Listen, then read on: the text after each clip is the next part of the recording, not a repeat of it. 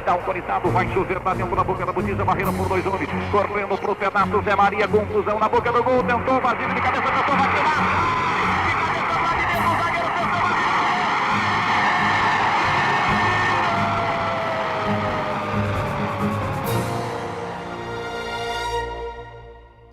Ui, Rei, o Corinthians venceu o primeiro jogo e perdeu o segundo por 2-1. Os gols foram marcados por você e pelo de cá. Qual era o clima para aquela decisão? A vitória no segundo jogo deu à Ponte Preta o cheiro do título? Realmente foi um jogo que, para todo o cenário brasileiro, a expectativa que teve foi muito grande. E a Ponte Preta, um clube que tinha uma equipe muito bem armada, o Corinthians com 23 anos sem ser campeão, e realmente no Brasil passava uma fase difícil e a esperança de uma felicidade para Campinas seria aquela vitória. A Ponte Preta não tinha um título há muito tempo também. 77 anos, o Corinthians há 23 anos. E a esperança daquele título foi justamente naquele jogo, né? Para quem teve a convivência de entrar em jogos e ouvir a torcida adversária cantar parabéns, a gente carregava uma pressão muito grande. Mas a desconfiança maior do torcedor era geralmente em cima do Corinthians chegar a uma decisão, e principalmente em termos de campeonato paulista, né? E isso acabou ocorrendo dentro dessa decisão que nós fomos praticamente contra a Ponte Preta, mas a pressão era muito grande em cima do plantel em si. E o Corinthians vinha de um trauma muito maior, que foi a perda do título de 76, né, para 74 para o Palmeiras, que aquilo foi uma tragédia, porque o Palmeiras já havia até jogado a toalha e o Corinthians não soube ganhar aquele jogo final, né, perdeu, que resultou até na defenestração, né, do nosso Rivelino e tal, que era o grande ídolo, o grande ídolo da história do Corinthians, enfim. Então tudo isso pesava na cabeça e nas pernas. E enfrentava uma Ponte Preta que era um belo time que jogava um futebol de primeira, bola no chão, toque de cama, aquela turma toda. E portanto era um jogo que, de certa forma, até tecnicamente o Corinthians não era o favorito. O favorito, na verdade, tecnicamente, pelo futebol apresentado no campeonato, era a Ponte. Mas o Corinthians era o Corinthians, daí tinha aquela massa que lotou o Morumbi e, no fim, deu o que deu. No segundo jogo, você marca um gol aos 38 do segundo tempo e cala o Morumbi. Como é que foi essa experiência? Então, são coisas que a gente às vezes tem que passar para o jovem, que a carreira do futebol, ela não é só dinheiro. Tem, porque a vida é uma só. Então as emoções que marcam são coisas que às vezes são privilégios. É mal que vem para bem, é bem que vem para mal. Esse foi um da minha carreira, um momento mais glorioso, mais lindo que eu acho que um jogador pode levar para o resto da sua vida. Imagina tu no meio de 138 mil pessoas, no Morumbi lotado, e o Corinthians praticamente dono da torcida, o time que eu depois aprendi a amar também, que eu fui para lá. E tu faz um gol virando um jogo ao segundo tempo, 38 minutos, e tu corre, quando tu pensa que tu vai ver uma vibração, tu vê um silêncio, um completo silêncio dentro de uma emoção.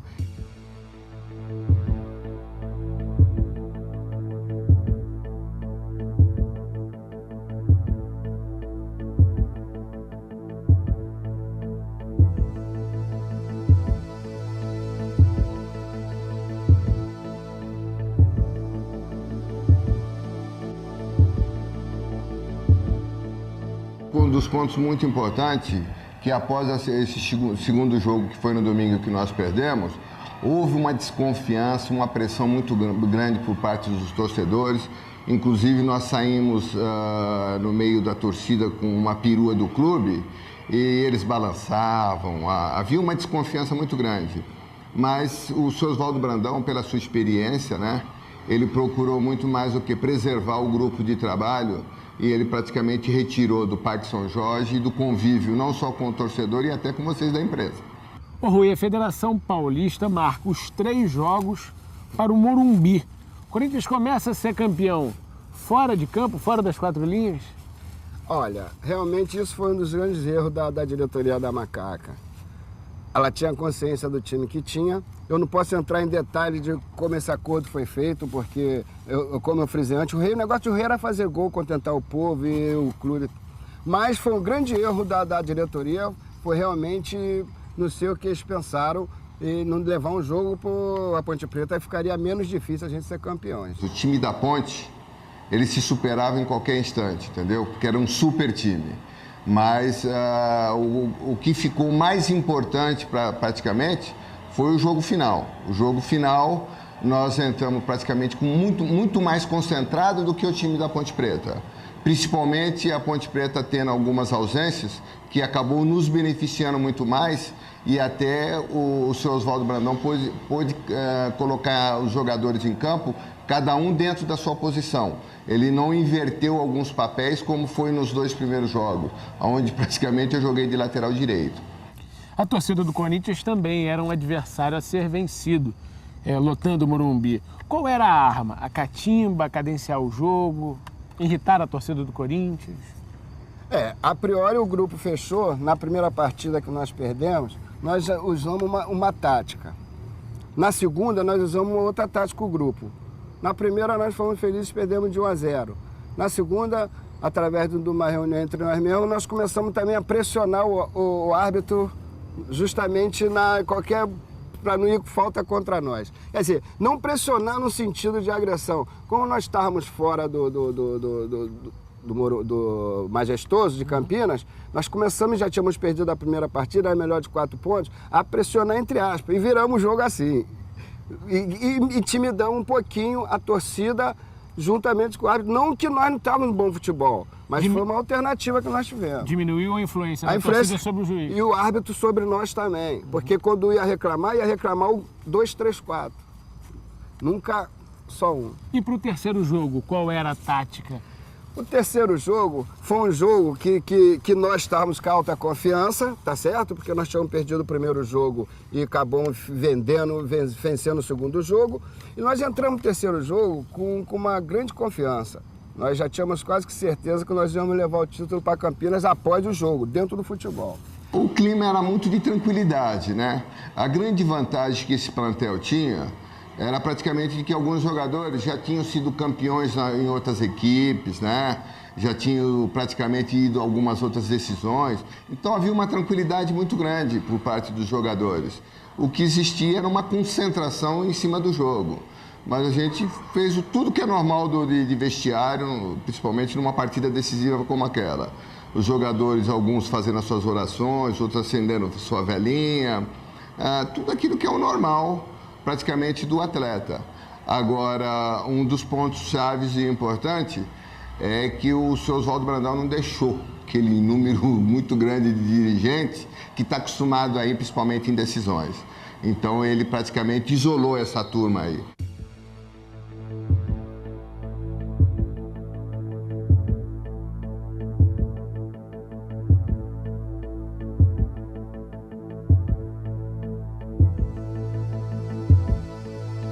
Vamos para o jogo. Aos 29 segundos, o Oscar lança uma bola para você e a zaga afasta.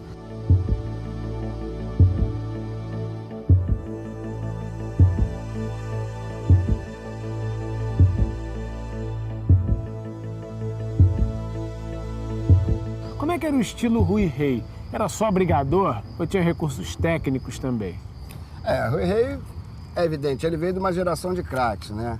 Ele foi criado no Flamengo, com uma escola de base boa, geração do Zico, de Júnior, Vanderlei Luxemburgo, Adílio, entre outros. Então é evidente que a gente tinha todos os fundamentos muito bem treinado. Agora, eu por sair do Areia, eu era muito rápido, era driblador, antecipava muito bem. A catimba já vinha era catimbeiro também, sempre fui marqueteiro. Então a característica do Rei, eu cito hoje, era um jogador irreverente e fominha de gol. E foi minha de gol. Aos 2 minutos, você tenta driblar o Moisés, ele leva vantagem.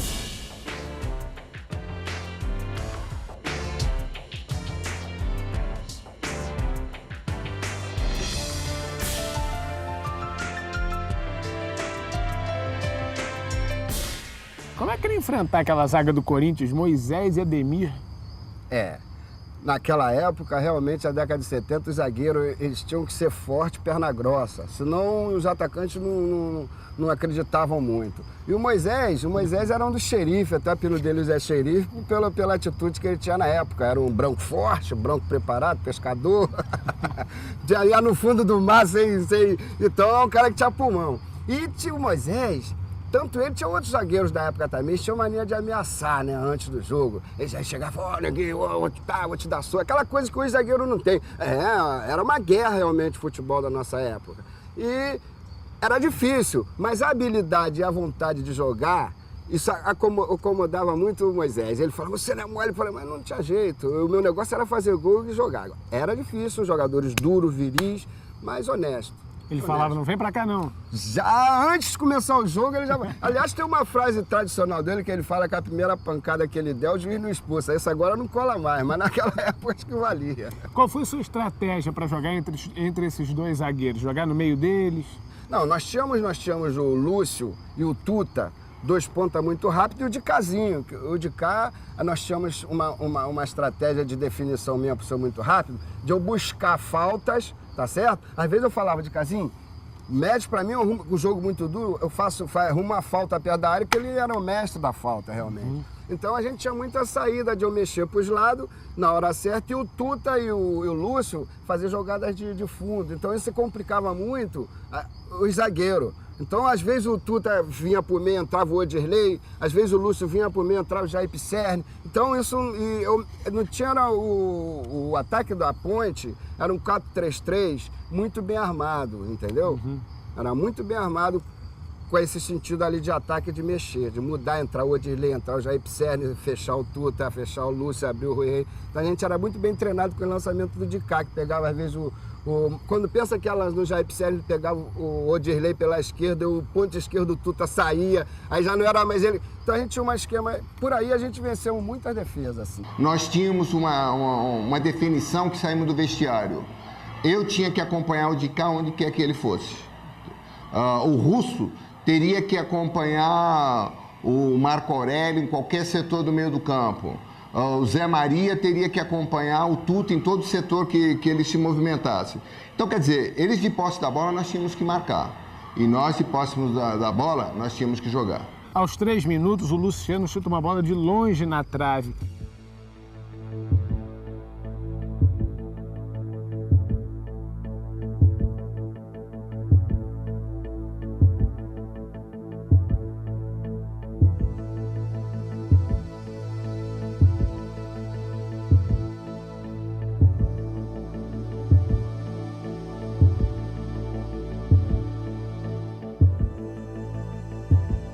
Nós tínhamos jogadores praticamente que tinham essa facilidade de bater a meia distância.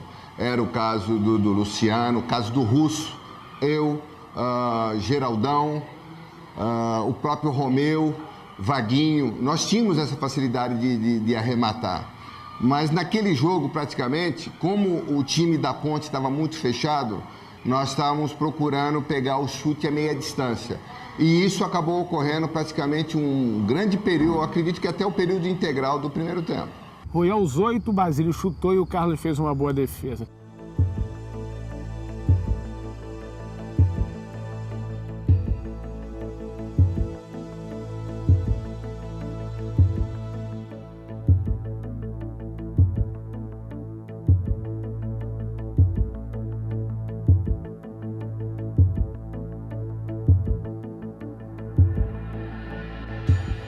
Não foi só nesse chute meu, foi no chute de Luciano, onde quase todo mundo vibrou, pensando que praticamente sairia o gol, e ele acabou não ocorrendo. Mas a defesa que o Carlos fez, a outra bola que bateu na trave também, tudo isso, a gente estava mentalizado numa coisa. O momento é nosso, nós temos que aproveitar e abafar e dar esse susto para que a Ponte Preta tinha jogadores com qualidade para não reagir.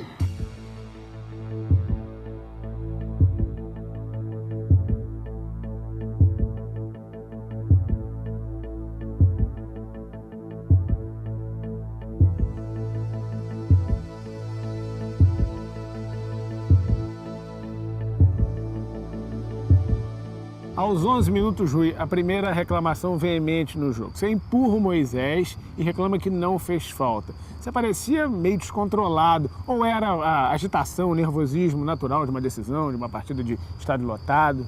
Não, realmente, nesses minutos, no início nós entramos com aquela convicção que ia ganhar o jogo. E realmente, esse momento, foi um momento que o Moisés saiu, eu empurrei ele e ainda dei uma reclamada com o árbitro, mas reclamei assim, pô, e continuou o jogo, ele marcou e continuou o jogo, e nada mais do que isso. O Rui Rei estava muito nervoso, estava praticamente descontrolado. Eles tiveram um pensamento.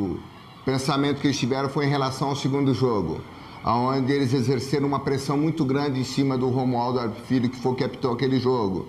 Então, de repente, eles viram uma torcida que cada vez que eles pegavam na bola, vinha um apitinho do lado de fora. E quando nós pegávamos na bola, era o grito da galera jogando junto com nós, entendeu? Então, eles tiveram um pensamento que era dar uma pressão em cima do juiz, do Ducídio. E isso acabou saindo pela culatra, esse tiro aí do Rui Rei, onde ele não estava num estado emocional acima daquilo que é necessário para um jogador de futebol, e ele acabou sendo penalizado com a sua expulsão. Rui, antes daquela partida, já havia acontecido algum problema entre você e o árbitro daquele jogo, o Ducídio Vanderlei Busquila? Não, o Ducídio só foi um árbitro muito enérgico e com fama até de brigão, mas nós não tínhamos nenhuma, até então, nem mesmo, eu não lembro nem dele ter apitado algum jogo antes. Depois sim, depois dessa final ele apitou, mas outro jogo meu. O jogo, até essa altura, era um jogo de jogadas duras, ríspidas. As duas equipes eram duas equipes nervosas? A Ponte Preta, não. O Corinthians estava mais nervoso porque nós tínhamos já igualado o ponto, uma vitória a cada. O problema é que eu acho que a minha expulsão que desgovernou a macaca. Não é questão de nervoso, é questão de concentração sobre aquilo que teria que fazer.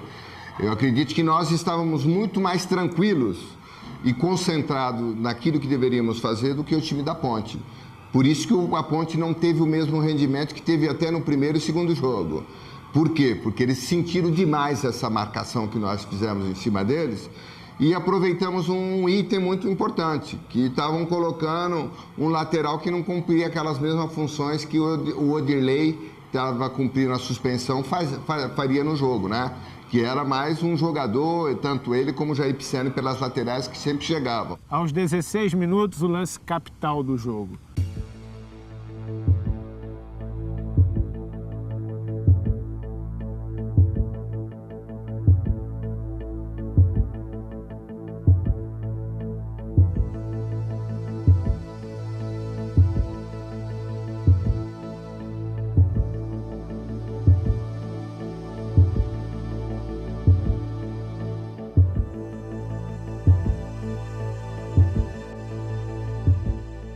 Conta como foi. Numa disputa de bola com o Ademir, você reclama, leva cartão amarelo, volta a reclamar e é expulso. E aí, o que houve? Realmente foi um momento de falha minha, apesar que a falta não foi um motivo para a minha expulsão, mas eu também tive um momento de reclamação. E uma reclamação normal, porque até então eu estava no início do jogo e eu recebi aquela falta, quer dizer, uma falta que ele estava de longe, o árbitro, mas me deu amarelo, eu perdi realmente aquele instante, não sei se foi a adrenalina do jogo, da responsabilidade, aquele instante eu levantei já com uma atitude de corrigir um pouco o árbitro, pedi o árbitro justamente para ele dar a falta não contra a Ponte, mas a favor da Ponte.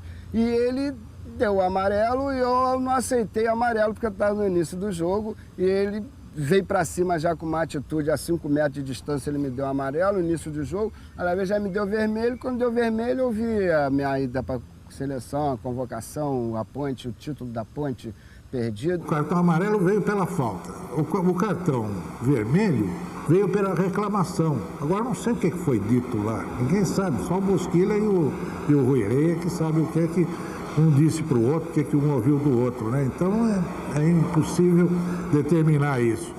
O Bosqueira, ele era autoritário mesmo, ele tinha essas coisas, tinha esses repetes, ele era um cara com uma cabeça policialesca e tal, embora fosse gente fina, né? Boa gente e tal. Mas não dá para avaliar sem saber o que foi dito, né? Realmente me subiu um branco na cabeça e já comecei a pensar em levar um dos jogadores do Corinthians comigo, mas aí os caras foram espertos, o Basílio, o outro, já puxaram o time lá pro outro lado, o Basílio e Zé Maria, o time pro outro lado, eu fiquei até que entrou a polícia lá e me tiraram e eu perdi um momento, quer dizer, eu perdi um momento da minha carreira de estar na seleção, um momento de ajudar a Ponte a ser campeão e fui crucificado.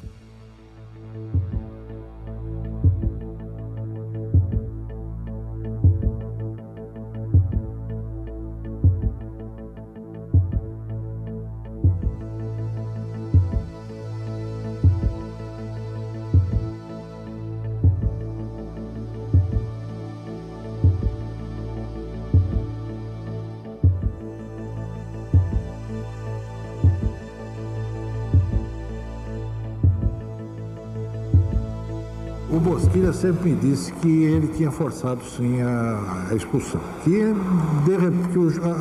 O episódio se deu logo no começo da partida e a forma como ele se dirigiu e a insistência com que ele se dirigiu ao Bosquilha, que todo mundo sabia, conhecia o temperamento, sabia ter pavio curto, que não admitia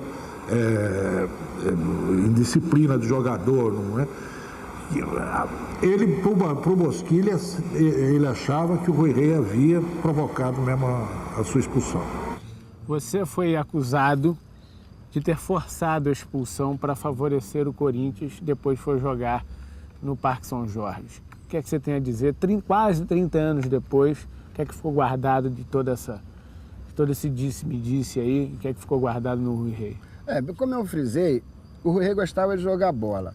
Nesse campeonato, se vocês fizerem um levantamento, todos os jogos contra o Corinthians, o Rui Rei fez gol.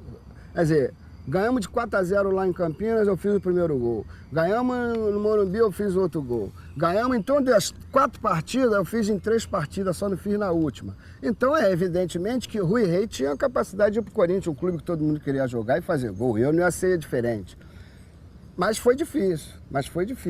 Agora, eu acho que eu fui justamente por isso, porque eu sempre fiz gol no Corinthians e poderia fazer. A polêmica que levantaram até não atrapalhou, porque eu tive como meu advogado a fiel torcida do Corinthians que me apoiou.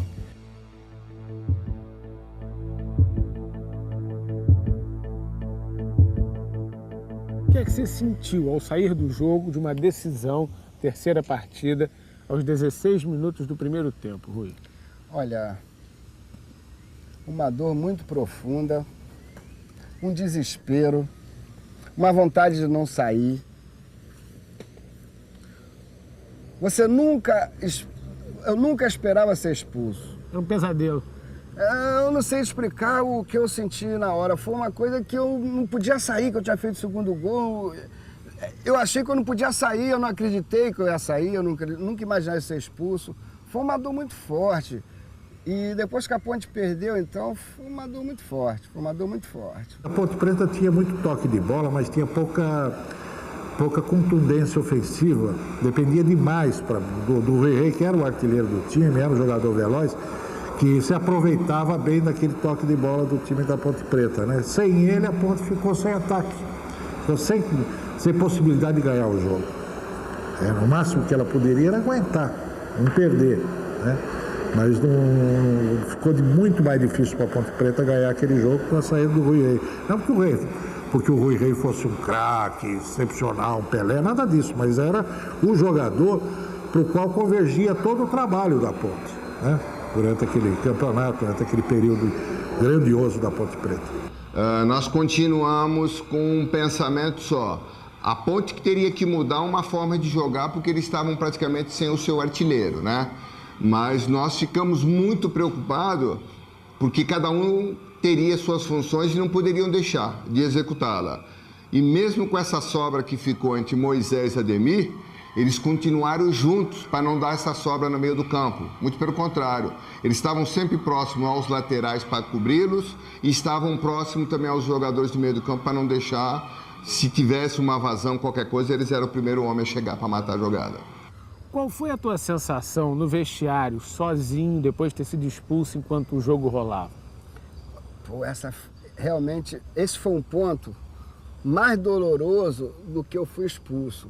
Porque quando eu saía do campo, voltei, criei aquele tumulto para tentar trazer para expulsar um também, trazer um comigo, e não consegui, e os PM, a polícia entrou e me tirou, eu fui pro vestiário sozinho. Então eu fui vendo a solidão, e quando eu sentei no vestiário, eu não acreditei. Aí as lágrimas, eu não acreditei que eu estava expulso.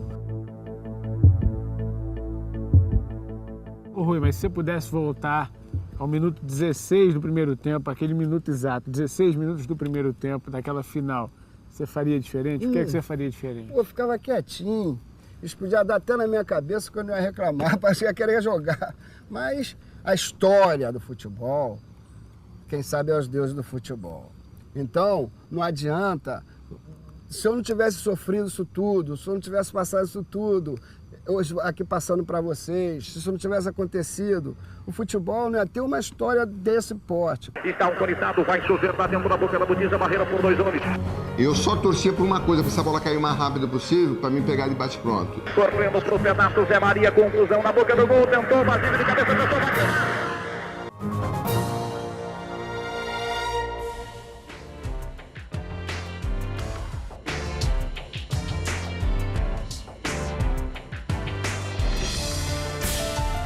Basílio, o jogo continua e o Corinthians ataca sempre pelas pontas. Era o ponto forte daquele time de 77. Veja bem, pelas próprias características, tanto do Romeu como do Vaguinho, eram sempre jogadores que partem para cima dos laterais, né? E isso nós tínhamos uma vantagem, que nós tínhamos a referência que era o Geraldão dentro da área, e nós tínhamos a chegada tanto minha como do Luciano, sempre encostando para pegar ou a segunda bola ou até concluir com essas bolas que pudesse atravessar a área.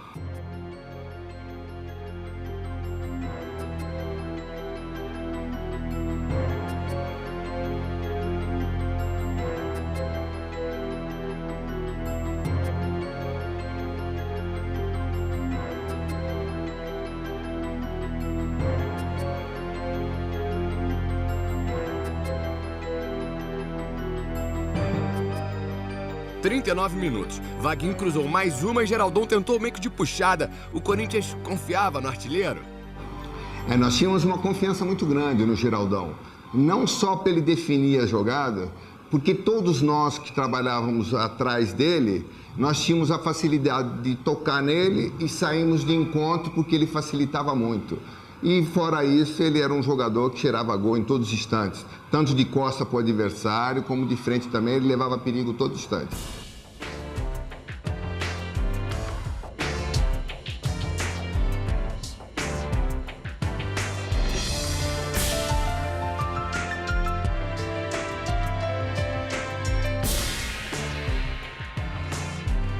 O clima no vestiário foi praticamente idêntico do primeiro tempo quando nós entramos em campo.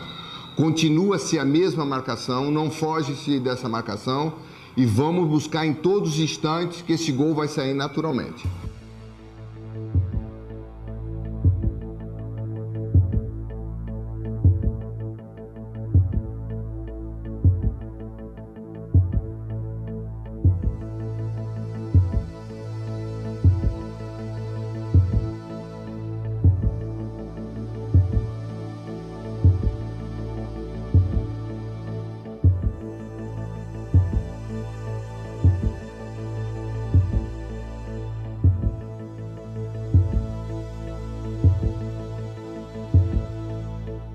Com 1 minuto e meio, depois de uma falta no Vaguinho, você se meteu numa confusão com o Oscar e o Vanderlei.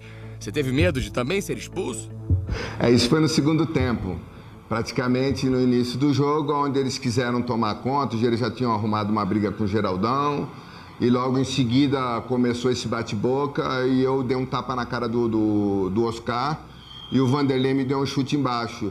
Mas ali os jogadores, não, pelo amor de Deus, aí o Ducílio acabou puxando nós, que estávamos quase se envolvendo ali nessa confusão, separou, o jogo continuou, porque senão eu não teria feito gol também.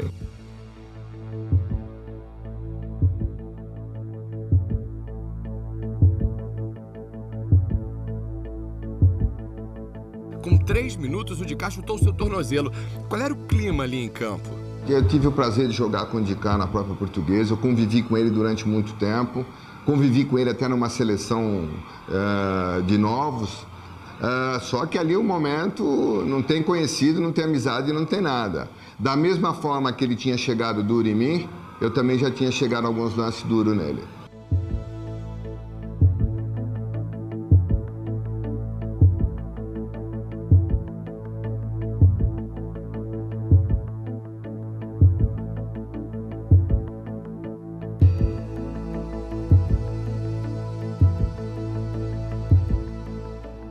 Aos 16, um lance muito parecido com o do gol. A bola ficou viva na área da Ponte Preta.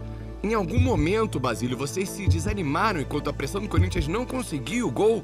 Não, muito pelo contrário. Eram jogadores, por isso que eu digo, jogadores experientes que sabiam que um momento ou outro o gol teria que sair. E nós estávamos condicionados a um detalhe também que às vezes as pessoas não eram sabedoras. O empate ainda nos levava para a prorrogação e temos a vantagem do empate. Aquilo era uma mistura de agonia com êxtase, né? O corintiano estava entre o céu e o inferno 90 minutos. Foi uma pressão desgraçada.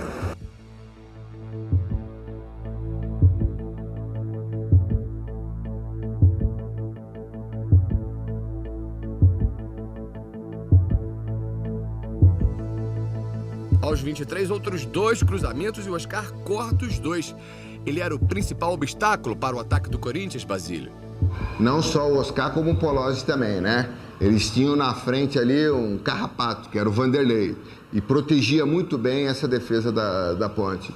Então, por isso que alguns lances, principalmente na segunda etapa, eles acabaram se destacando.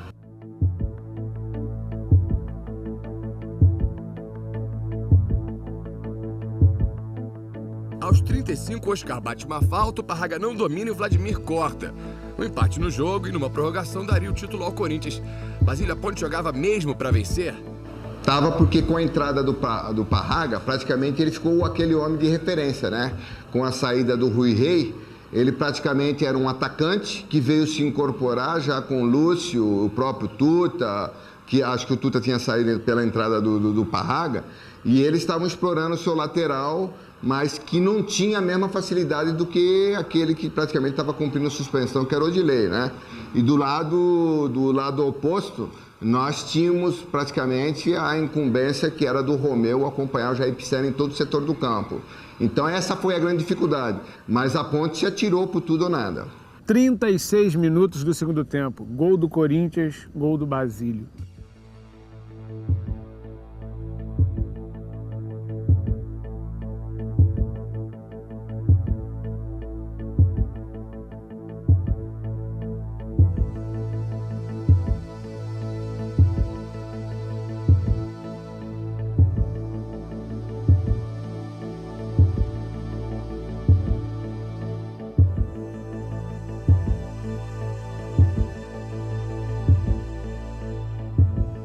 Rui, o que é ser um vilão para você? Vilão, quer dizer, nem você espera ser um vilão. O vilão é uma pessoa que numa semana ele é um ídolo,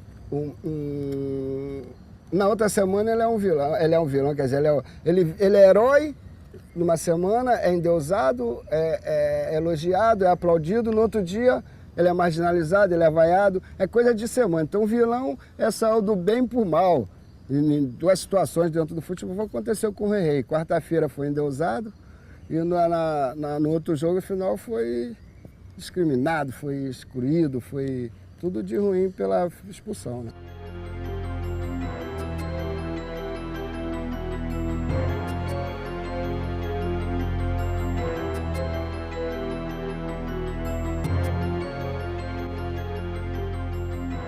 ...36 minutos do segundo tempo, Basílio. Um momento da sua vida. Você pode se lembrar de como foi? Foi uma jogada a qual nós fizemos pelo lado direito, como fizemos praticamente em todo o jogo. Ocasionou uma falta. Nessa falta, nós tínhamos aquela costumeira razão de todos os jogos. Eu corri para o primeiro pau, o Zé Maria cruzou eu resvalei de cabeça, ela sobrou pro Vaguinho, o Vaguinho chutou, ela pegou na trave, voltou praticamente quase dentro da pequena área, o Vladimir cabeceou, ela bateu na cabeça do Oscar, porque tinha muitos jogadores da Ponte que estavam dentro do gol, e quando essa bola voltou do cabeceio do Vladimir, que pegou na cabeça do Oscar, ela voltou para mim.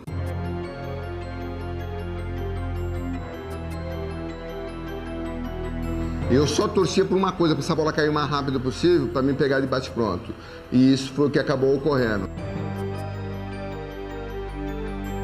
A bola caiu, eu já bati e já fui para a galera, porque conforme eu bati na bola, eu tinha certeza de fazer o gol, porque primeiro, que não tinha aquele número grande, exagerado de jogador que estavam caídos do lado oposto da onde a bola acabou entrando. Infração para o Coringão. Zé Maria pediu passagem, 36, segundo tempo de jogo. Capricha, garotão, capricha que o placar não é teu. Eu boto fé nessa cabecinha, garotão Zé Maria. Herói é um homem escolhido, né?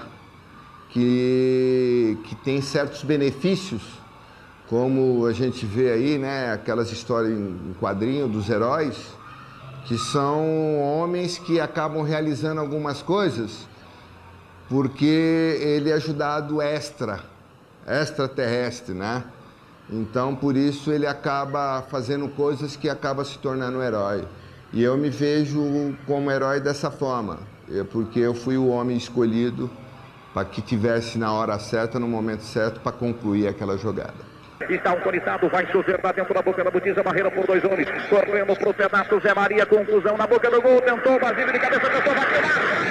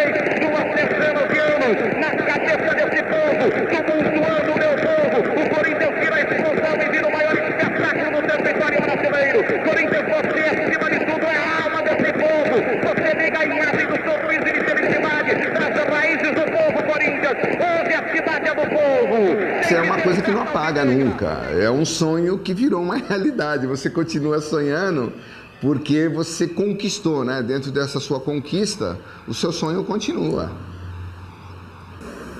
Foi um reencontro do Corinthians com o seu destino, né? Que é um time grande e campeão.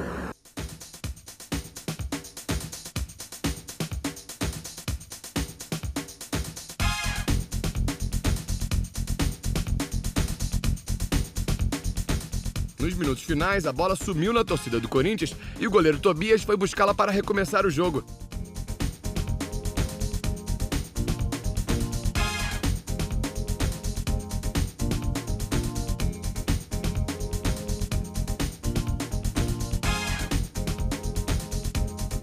De onde vinha esse fair play? Não, veja bem, é aquilo que eu cito novamente. Eram jogadores que já tinham uma larga experiência. O Tobias já tinha sido campeão lá no Norte, né? Em Pernambuco. O Moisés tinha sido campeão no Vasco. Eu já tinha sido campeão na Portuguesa. E assim por diante. O Vaguinho já tinha sido no Atlético, o Romeu também. Quer dizer, nós tínhamos de fora ainda o Edu, que já tinha disputado quantos jogos pelo Santos, pela seleção também. Já tinha sido campeão. Então, quer dizer, é um time praticamente que sabia o que queria, né? Então, diante dessa experiência, nós tiramos vantagem e proveito disso.